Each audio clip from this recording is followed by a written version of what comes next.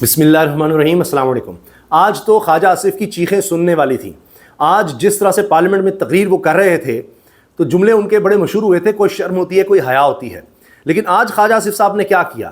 Vigo ڈالوں کے خلاف ہی بولنا شروع ہو گئے، جن کا اس حکومت پر اتنا بڑا احسان ہے۔ خواجہ آصف جیسے لوگوں پر احسان ہے کہ جو ہارے ہوئے تھے ریحانہ ڈار سے، ان کو جتوایا۔ جس طرح سے رات بھر رزلٹس اوپر نیچے ہوتے رہے، فارم 45 کی جگہ فارم 47 لایا گیا، تو یہ سب ویگو ڈالوں کا کمال تھا، ویگو ڈالوں کے ذریعے کیا گیا۔ لیکن اب خواجہ آصف انہی ویگو ڈالوں سے ڈر رہے ہیں، خوف زدہ ہیں اور ان کے خلاف بات کر رہے ہیں۔ اندازہ لگائیے، کیا ان کو ڈر پڑ گیا ہے کہ وہ وقت دور نہیں ہے جب وہی ویگو ڈالے جو انہوں نے بھیجے تحریک انصاف کے کارکنوں کے گھر، خواتین کو تنگ کیا گیا، ویگو ڈالے جاتے ہیں گھروں میں، پولیس والے پھلانگ کر اندر جا کر لوگوں کو زبردستی اٹھا کر لے جاتے ہیں، دن رات یہی کام ہو رہا تھا۔ تو اب ان کو کیا ہو گیا ہے؟ ویگو ڈالوں کا اتنا احسان وہ بھول گئے ہیں۔ آج اسمبلی میں کھڑے ہو کے اسپیکر ایاز صادق سے کہنے لگے کہ جی ویگو ڈالوں کا داخلہ بند کریں، اس سے بڑی ولگیرٹی کوئی نہیں، اس سے زیادہ بے حیائی کوئی نہیں، یہ بے شرمی ہے۔ ویگو ڈالے میں بیٹھ کے بندے کا دماغ خراب ہو جاتا ہے، پتہ نہیں کیا ہو جاتا ہے ان کو، یہ ویگو ڈالے والے کیا ہیں۔ اور ہم واک کر رہے ہوتے ہیں، خواتین بھی وہاں پر ہوتی ہیں، یہ سبز نمبر پلیٹ والے ویگو ڈالے، یہ بدتمیزی کی انتہا ہے، ان کو کنٹرول کریں، وزیروں کو تمیز سکھائیں۔ وزیر تو آپ بھی ہیں جناب، تو یہ اب آپ کو کہاں سے یاد آ گیا کہ وزیروں کو ابھی تمیز سیکھنے کی ضرورت ہے؟ یہ 4 سال بعد آپ کو یاد آیا ہے؟ ابھی تک آپ ٹریننگ نہیں کر سکے وزیروں کی کہ جی جھنڈے والی گاڑی کس طرح لگانی ہے، کیا ہے، جب بندہ بیٹھا ہو تو کیا کرنا ہے، کس طرح یہ لوگ آتے ہیں دندناتے پھرتے ہیں، یہ کیا ہو گیا ہے؟ تو آج ان کو ویگو ڈالوں کا خیال آ گیا، جبکہ تحریک انصاف کے ساتھ، پاکستان کے عوام کے ساتھ ویگو ڈالے کیا کیا کر رہے ہیں۔ سڑکوں پر ہم دیکھتے ہیں جس کے پاس ویگو ڈالا ہوتا ہے، آگے جناب ایک اور گاڑی بڑی جا رہی ہے اور بڑی بڑی وہ جیپس کی طرح جا رہی ہیں، پیچھے ویگو ڈالا ہے، اس میں گارڈ بیٹھے ہوئے ہیں۔ اگر بیچارہ کوئی موٹر سائیکل والا یا عام گاڑی والا کوئی ٹکرا گیا ہے، کچھ ہو گیا ہے، تو ویگو ڈالا اسی لیے رکھا ہوا ہے کہ اس سے اتریں گے ان کے محافظ، اور اس کے بعد دیکھیں ان کے ساتھ کیا کرتے ہیں۔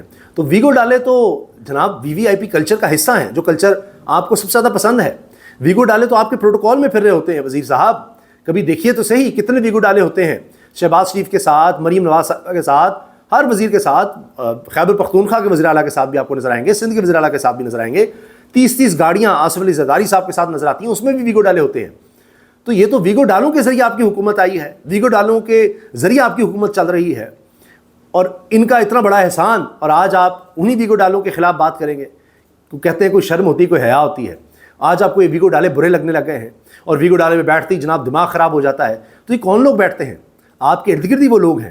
پارلیمنٹ لاجز میں گرین نمبر پلیٹ کسی تحریک انصاف والے کے پاس تو نہیں ہو سکتی، ان کا تو کوئی وزیر نہیں ہوگا، ان کے پاس تو حکومت میں کچھ نہیں ہوگا، کیونکہ 4 سال میں جو ظلم کے پہاڑ توڑے گئے ہیں عوام کے خلاف، معاشی طور پر، اپوزیشن کے خلاف، سیاسی طور پر، اس کی تو تاریخ میں مثال نہیں ملتی پاکستان کی تاریخ میں۔ اور اس میں ظاہر ہے کہ ویگو ڈالے کا کردار کیسے کوئی بھول سکتا ہے؟ اس نے تو تاریخ رقم کی ہے، اور آپ آج اسی کے خلاف بات کر رہے ہیں، اسی کے خلاف بول رہے ہیں۔ تو یہ چیخیں کیوں نکل رہی ہیں؟ اس لیے کہ اب ذلت اور رسوائی مقدر نظر آ رہی ہے، اب تجزیے بدل رہے ہیں، اب ڈر لگا ہوا ہے کہ پتہ نہیں کسی بھی وقت حالات بدل جائیں، کیونکہ اب اندر سے کچھ عجیب خبریں آنے لگ گئی ہیں جس کا میں حوالہ دوں گا۔ اس سے پہلے ذرا یہ سنیے سوئٹزرلینڈ میں کیا ہوا ہے۔ شہباز شریف صاحب بھاگے بھاگے گئے کہ جناب ہاں ہمارا بڑا کردار ہے، میں بھی آ جاؤں، لیکن وہاں جے ڈی وینس امریکی نائب صدر نے تو حد ہی کر دی، اتنی رسوائی، ساتھ کھڑے کر کے انہوں نے فیلڈ مارشل کو بھی ساتھ موجود تھے جب، تو شہباز شریف زیادہ قریب تھے، لیکن شہباز شریف کو چھوڑیے، انہوں نے کہا جے ڈی وینس نے نائب صدر امریکہ کا کیا کہہ رہا ہے کہ فیلڈ مارشل، انہوں نے کہا کہ میں 2 لوگوں سے سب سے زیادہ بات کرتا ہوں، ایک اپنی اہلیہ، اور پچھلے 3 ماہ میں سب سے زیادہ بات میں نے فیلڈ مارشل عاصم منیر سے کی ہے، اور یہ ایک آرمی پرسنل ہونے کے ساتھ ساتھ یہ تو بڑے زبردست ڈپلومیٹ ہیں، بڑے زبردست سفارتکار ہیں، میں ان کا قائل ہو گیا ہوں۔ اور اتنی تعریفیں کی انہوں نے فیلڈ مارشل کی، لیکن شہباز شریف صاحب کے لیے کوئی خاص جملے نہیں تھے، جتنی تعریف تھی وہ فیلڈ مارشل کی طرف تھی، آپ اندازہ لگائیے۔ تو شہباز شریف صاحب بس ایسے ہی وہ دیکھ رہے تھے، ہم بھی تو کھڑے ہیں راہوں میں۔ تو یہ ہے رسوائی کی داستان۔ آپ ایک ربر سٹیمپ بھی نہیں رہے، اب آپ فارغ ہیں، نہ آپ کی کابینہ کی کوئی حیثیت ہے، نہ آپ اس ملک کو کچھ ریلیف دے سکے، نہ اس کی عوام کے لیے کچھ کر سکے، صرف دوڑیں تھیں، صرف جھوٹے وعدے تھے، کابینہ کی بھرمار ہے، اپنوں کو نوازنے کی بھرمار ہے۔ آپ دیکھیے کہ خان صاحب کے دور کو کہتے تھے یہ جی یہ ہے وہ ہے، چینی چور، آٹا چور، فلاں جی۔ تو جب آپ دیکھیں کہ عمران خان نے اپنے بہترین دوست، سب سے قریبی دوست جہانگیر ترین کے خلاف انکوائری بٹھائی، FIA، اور ایک JIT بنائی کہ جی چینی کا کس طرح سے سارا ریٹ اوپر نیچے جاتا ہے، تو ان کو بھی تھرتھلی مچ گئی. یہاں پر شزا فاطمہ ہوں، یہاں پر چاہے کانسٹیٹیوشن ایونیو 1 فلیٹس ہوں، کہیں بھی اشرافیہ کا کوئی معاملہ آ جائے کبھی آپ نہیں دیکھیں گے. مہنگائی ہو گئی، یہاں پر آپ نے دیکھا پیٹرول کا مسئلہ آیا، بجلی کا اتنا بحران آیا، یہ الٹے تمغے دیتے ہیں، اپنوں کو نوازتے ہیں. ان کے ہاں کوئی رواج نہیں ہے کہ کسی کے خلاف ہم نے کوئی ایکشن لینا ہے، مل بیٹھ کر کھانا ہوتا ہے، مل بیٹھ کر چلنا ہوتا ہے. تو اس لیے شزا فاطمہ صاحب خواجہ آصف کی بھانجی ہی ہیں نا جی، تو ان کی کوئی بات نہیں کرے گا، کوئی انکوائری نہیں بیٹھے گی، بس 11 رکنی کمیٹی بن گئی ہے، کمیٹی کھیل لیتے ہیں. کسی کے خلاف کوئی ایکشن نہیں ہوگا کہ کس طرح یہاں پاکستانیوں کو آپ لوٹنے کی طرف جا رہے ہیں. کوئی بنیادی انسانی حقوق نہیں ہے پاکستانیوں کے لیے، اس لیے کہ ان کے پاس آسٹریلیا کا کوئی ویزا نہیں ہے، امریکہ کا نہیں ہے، برطانیہ کا نہیں ہے، یورپ کا نہیں ہے، کہ ان کے گھر پر جب آنا چاہیں ٹیلی کمیونیکیشن کمپنی والے آئیں اور کہیں ہم نے ٹاور لگانا ہے، نکلو اس گھر سے، کوئی پوچھنے والا نہیں ہے. اور آپ نے جانا بھی ہے تو سرکار کے ادارے کے پاس ہی جائیں گے، وہ جو IT منسٹری کے نیچے ہی ادارہ ہے، اور وہ فیصلہ کرے گا کہ ہاں آپ کو گھر خالی کرنا ہے یا نہیں کرنا. یہ تو حال ہے. اور پھر کہتے ہیں ادھر ادھر کی بات. تو یہ ایک سکینڈل جس طرح سے ہے کہ جہاں پتہ لگتا ہے ان کے لیے عوام کی کوئی حیثیت نہیں ہے. انہوں نے پارلیمنٹ کو بھی بے توقیر کر دیا، 26ویں 27ویں ترمیم کی اپنی ذات کے لیے کی، ججز کو کنٹرول کرنے کے لیے کی، نیب میں ترامیم کی تو اپنی ذات کے لیے کی، اپنے کیسز ختم کروانے کے لیے کی، پھر نیب میں ترامیم کی تو جی خان کو پھنسانے کے لیے کی. جو کچھ انہوں نے کیا ہے آج تک اس پارلیمنٹ میں 4 سال میں عوام کے لیے کوئی ایک بل نہیں پاس ہوا، کوئی ایک ڈبیٹ عوام کے لیے نہیں ہوئی. جب ہوتی ہے تو ان کے لیے گلگت بلتستان میں بھی اقتدار کی کھیل ہے. اب ذلت و رسوائی نظر آ رہی ہے، لوگ ان کا نام سننا نہیں چاہتے. یہ خود جانتے ہیں کہ ان کے MPs MLAs کو کہہ رہے ہیں ہم لوگوں میں نہیں جا سکتے، پتہ نہیں ہماری آخری باری ہو، یہ جب تک چھتری ہمارے اوپر ہے تب تک تو کام چل رہا ہے، اس کے بعد پتہ نہیں کیا ہوگا. تو لہٰذا شہباز صاحب وہاں گئے ہیں، لیکن وہاں ان کو پتہ لگ گیا ہے کہ جناب وہ تو بس کباب میں ہڈی ہی ہو سکتے ہیں اور تو کچھ بھی نہیں ہے، ان کا کوئی کام نہیں ہے. پہلے ہی ہم آپ کو بتا چکے ہیں کہ اب مین کام محسن نقوی صاحب کا ہے، اسحاق ڈار صاحب پہلے پیچھے ہو چکے ہیں، شہباز شریف صاحب بھی اب صرف دکھانے کے لیے ہیں. تو یہ جو باہر کے معاملات ہیں یہ اب اسی طرح چلیں گے، کیونکہ شاید خدشہ یہ ہے کہ یہ تو شریف خاندان تو صرف اپنے علاوہ کچھ دیکھتا نہیں ہے، اور اشتہار بازی کا شوق ہے، باہر بھی جاتے ہیں تو بس پھونپھاں دکھانی ہے، اور اگر کچھ کرنا بھی ہے تو یہ دیکھنا ہے کہ یہاں انویسٹمنٹ کیسے کی جا سکتی ہے، بجائے اس کے کہ ملک میں ہمارے کس طرح سے انویسٹمنٹ آئے گی. تو اپنے خاندان کی انویسٹمنٹ لے کر آتے تو باہر سے کس کی لے کر آنی ہے. تو یہ سلسلہ اب چل رہا ہے. تو لہٰذا اب اسی لیے چیخیں نکل رہی ہیں، ذلت و رسوائی نظر آ رہی ہے، مقدر ہے. تو اب ویگو ڈالے بھی برے لگنے لگ گئے ہیں. اور تو اور اب خبر یہ بھی آئی ہے کہ جس طرح کہا جا رہا ہے کابینہ میں رد و بدل ہوگا، اور ہو سکتا ہے کہ وزارت خارجہ محسن نقوی صاحب کو دے دی جائے، کیونکہ وزیر داخلہ کے طور پہ تھوڑا سا مشکل ہوتا ہے، باہر وہ جا رہے ہیں اس طرف زیادہ دیکھ رہے ہیں. تو وزارت داخلہ شاید اگر دی جائے تو اس میں نام آ رہا ہے رانا ثناء اللہ صاحب کا بھی.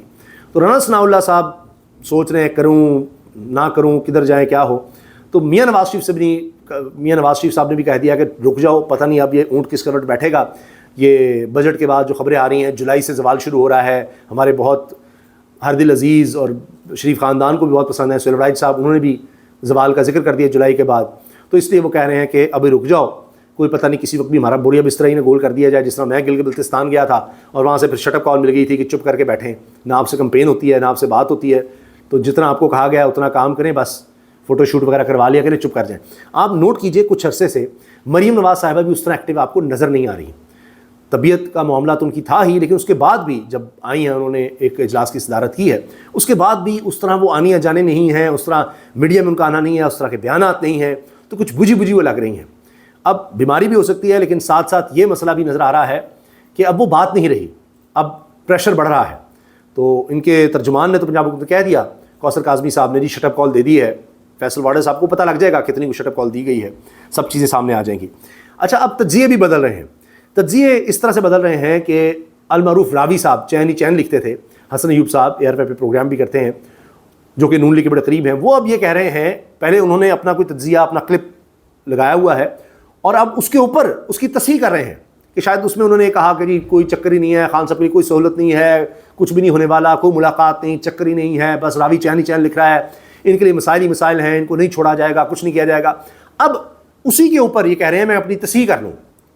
ٹھیک ہے جی، حسن ایوب صاحب کہہ رہے ہیں المعروف راوی کہ میں اپنی تصحیح کر لوں، چیزیں کچھ اور ہو گئی ہیں تو میں بتانا ضروری سمجھتا ہوں.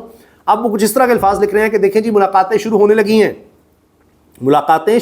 ہیں اور ہر طرح کی ملاقاتیں ہوں گی. پہلے فیملی کی ہوں گی اور اس کے بعد پھر دیگر شاید جس میں وکلاء یا لیڈرشپ ہے ان کی بھی ملاقاتیں ہوں گی، اور وہ کہہ رہے ہیں اس میں سہیل آفریدی بھی اسٹیک ہولڈر ہیں۔ البتہ ان کا یہ کہنا ہے کہ عظمہ بخاری ان کا یہ کہنا ہے کہ علیمہ خان صاحبہ، میں عظمہ خان کہنے لگا تھا جو خان صاحب کی بہن ہے، علیمہ خان صاحبہ پر پابندی رہے گی۔ جو خان صاحب کی بہن ہے وہ زیادہ آ کر بات کرتی ہیں تو ان پر پابندی رہے گی، باقی بہنیں شاید مل سکیں گی، عظمہ خان اور نورین خان صاحبہ۔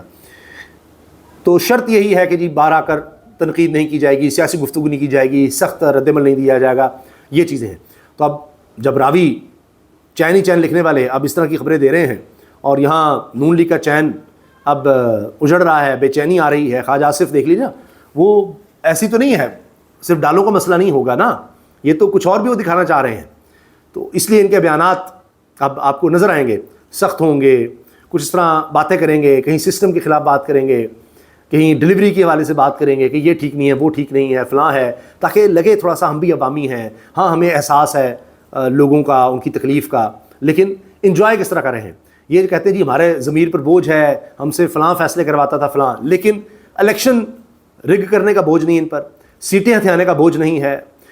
یہ کہتے ہیں جی میں معافی مانگوں گا ریحانہ ڈار صاحبہ سے جو ان کے ساتھ ہوا، گھر میں جس طرح پولیس گھسی، وہ یاد ہے، یہ ڈالوں میں پولیس جاتی ہے اور کس طرح جاتی ہے، جہاں پر ان کی خواتین کی چیخیں تھیں، وہ ویڈیو بہت وائرل ہوئی تھی، اور خواجہ نے کہا جی میں معافی مانگوں گا، فلانا ہے، میری بہن ہے، لیکن نہ کوئی معافی، نہ اس طرح سے حالات رکے، اس کے بعد بھی وہی ڈالے چلتے رہے۔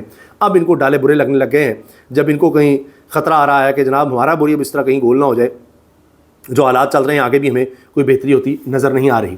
باقی جناب سوئٹزرلینڈ سے خبریں یہ ہیں کہ ٹرمپ نے ایک دفعہ پھر سخت بیان دے دیا ہے، اور ڈونلڈ ٹرمپ یہ کہہ رہے ہیں کہ جی لبنان میں حزب اللہ کو ایران روکے، ورنہ ہم ایران پر پہلے سے بھی زیادہ بڑے حملے کریں گے اور ایران کا ملک ہی ختم کر دیں گے۔ یعنی دھمکیاں اور مذاکرات ساتھ ساتھ چل رہے ہیں۔ یہ بھی بات نظر آتی ہے کہ ٹرمپ کہتے ہیں جی 60 دن کا معاہدہ ہے فی الحال، 60 دن کے بعد میری مرضی ہے، میں جو مرضی کروں۔ تو وہ اپنی آڈینس کو یا اسرائیلی لابی کو دکھانا چاہتے ہیں کہ نہیں ہم کنٹرول میں ہیں، چیزوں کو چلنے دیں، تھوڑا سا ٹائم دے دیں، دیکھیں کیا ہوگا، کیونکہ ان کے ہاتھ کچھ خاص آیا نہیں۔ ابھی آپ نے ہرمز پھر ایران نے بند کر دی تھی، اس پہ وہ بہت زیادہ ناراض ہوئے۔ ایرانی ڈیلیگیشن نے تصویریں بنوانے سے انکار کر دیا امریکی ڈیلیگیشن کے ساتھ۔ تو یہ سب چیزیں نظر آ رہی ہیں، ساتھ ساتھ چل رہی ہیں، تو دیکھیں کیا ہوتا ہے۔ اللہ تعالیٰ کرے کہ پاکستان کی کوششیں رنگ لائیں اور یہ ایک دیر پا معاہدے کی طرف معاملہ چلا جائے۔ اگلے 60 دن بڑے اہم ہیں۔ ابھی تو یہی لگتا ہے کہ ٹرمپ اب چاہیں گے کہ کم از کم ان کے دور اقتدار میں، اور یہ بھی جس طرح مڈ ٹرم الیکشن نومبر میں آنے لگے ہیں، تب تک کسی بھی طرح کا کوئی معاملہ گڑبڑ نہ ہو، چیزیں اچھی چل جائیں، تاکہ امریکہ میں بھی پیٹرول گیس کی قیمتیں اوپر گئی ہیں، اشیاء کی قیمتیں اوپر گئی ہیں، وہ کچھ کنٹرول ہو جائیں اور نومبر مڈ ٹرم الیکشن میں ان کو کوئی فائدہ ہو سکے، یا کم از کم ان کے دور صدارت میں دوبارہ جنگ نہ لگے، کیونکہ اس سے ان کو بہت زیادہ نقصان ہو گیا ہے۔ ان کو سمجھ نہیں آ رہی دھکا کس نے دیا۔ تو بیانات کی حد تک اور بات ہے، لیکن لگتا نہیں ہے کہ اب وہ دوبارہ جنگ اس طرح چھیڑیں گے، اگرچہ اسرائیلی لابی بہت زیادہ کوشش کرتی رہے گی اور اس طرح سے سیبوٹاج کرنے کی کوشش کرتی رہے گی۔ نیتنیاہو کوشش کرتے رہیں گے کہ لبنان پر حملے کسی نہ کسی طرح وہ جاری رکھیں، اور پھر ایران ظاہر ہے کہ اس کے پاس اب پتہ لگ گیا ہے بہترین ہتھیار آپ نے ہرمز بند کرنا ہے، تو وہ اس طرف توجہ دے گا، پھر آپ نے ہرمز بند کرے گا۔ تو یہ چیزیں شاید ایک طرف مذاکرات، دوسری طرف یہ چیزیں ساتھ ساتھ چلتی رہیں۔ بہرحال پاکستان کا کردار بہت زبردست رہا ہے، اس میں کوئی شک ہی نہیں ہے۔ اب اس پر بھارت تل ملا رہا ہے، اور بھارت کو اب نائب صدارت مل گئی ہے FATF میں، تو وہاں پر اب یہ باتیں شروع ہو گئی ہیں جی پاکستان کو دوبارہ گرے لسٹ میں ڈال دیا جائے۔ کمال ہے کہ وہاں پر 30 سے زیادہ شاید ممبر ہیں۔ اتنا آسان نہیں ہے کہ بھارت چاہے اور لابنگ کرے پاکستان کے خلاف اور یہ کہے کہ جی وہ دہشت گردی میں استعمال ہو رہی ہے، فلاں ہو رہا ہے، یہ ہو رہا ہے، اور پاکستان کو پھر FATF کی گرے لسٹ میں ڈال دیا جائے، پاکستان پر پھر مسائل کھڑے ہوں معاشی طور پر۔ تو پاکستان کا جس طرح قد کاٹ بڑا ہے عالمی سطح پر، جو ساکھ بڑی ہے، تو بھارت اب لگتا نہیں ہے کہ اس طرح کچھ کر پائے گا۔ ہاں وہ پانی کے حوالے سے، پانی روکنے کے بارے میں سازشیں کر رہا ہے، وہ نہیں لگتا کہ وہ روکے گا، اور چناب پر اس طرح ڈیمز پر ڈیمز بنا رہا ہے اور ہمارے پانی کو روکنے کی کوشش کر رہا ہے۔ ضرورت اس چیز کی ہے کہ ہم تیزی سے اس پر سوچیں، اور جو بھی اس کا حل ہو سکے میں کرنا ہے، جس کے بارے میں بھی فوری طور پہ یہ سوچا جا رہا ہے کہ ڈیمز بنائیں، کیونکہ اب ہر بات پہ جنگ تو لڑی نہیں جا سکتی، تو ہم یہاں پر ڈیمز بنا لیں۔ تو اس پر اب دیکھا جا رہا ہے، سوچا جا رہا ہے، لیکن کام کس طرح شروع ہوگا۔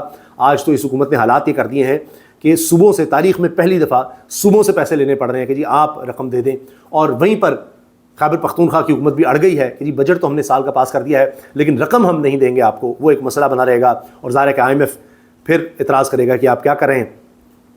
تو سارے صوبوں نے آپ کو پارٹیسپیٹ کرنا ہے. تو اب وہ بھی ایک لیوریج ان کے ہاتھ میں آیا ہوا ہے کہ تب تک نہیں دیں گے جب تک خان سے ملاقات نہیں ہو جاتی. تو اس حوالے سے بھی کہا جا رہا ہے کہ جی خان صاحب سے ملاقاتیں اب شروع ہوں گی. تو روڈ میپ اس طرح سے ہے, میں آپ کو پہلے بتا چکا ہوں. زاہد گشکوری صاحب انویسٹیگیشن ایڈیٹر ہیں, ایڈیٹر انویسٹیگیشن ہے ہم نیوز میں, اور وہ یہ کہہ چکے ہیں کہ جی نومبر میں خان صاحب کی رہائی کے قوی امکانات ہیں, اور ظاہر اسٹیپ بائی اسٹیپ ہوگا کہ جی یہی بات, پہلے ہم آپ کی ملاقاتیں شروع کریں گے, پھر دیکھیں گے کہ باہر کوئی اس طرح کی بات تو نہیں کی جاتی, پھر علاج معالجے کی صورت بہتر کی جائے گی, ہو سکتا ہے کہ پھر فیملی سے ملاقاتیں ہاسپٹل میں لے جا کر کی جا سکیں, اور آہستہ آہستہ کوئی نظر بندی کی طرف بڑھا جائے, کوئی کیسز جس طرح سپریم کورٹ میں ہائی کورٹ میں لگنا شروع ہو گئے ہیں یہ آگے بڑھیں. تو جس طرح چیزیں انفولڈ ہوں گی آگے بڑھیں گی انشاءاللہ اس حوالے سے بھی آپ کو آگاہ رکھیں گے. اجازت دیجیے, اللہ حافظ.